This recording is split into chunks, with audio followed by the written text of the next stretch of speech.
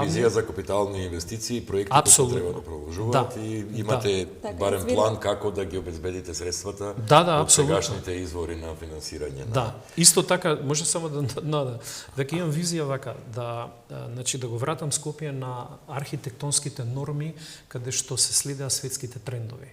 Што тоа значи? Ние имаме одлична можност, и ова ќе видам краток, да можеме да направиме реновација и изградба на 4 јавни објекти кои ќе ги прават врвни архитектонски студија со тоа што ќе е универзална сала, музеј на град Скопје кој е во руина, градската библиотека браќа Милодиновци исто е во руини и младинскиот културен центар. Тие се објекти кои што јас ќе соработувам со Сантијаго Калатрава, Заха Хадид и Foster & Partners. Овие се светски познати архитектонски бироа кои работат на јавни проекти и јавни установи.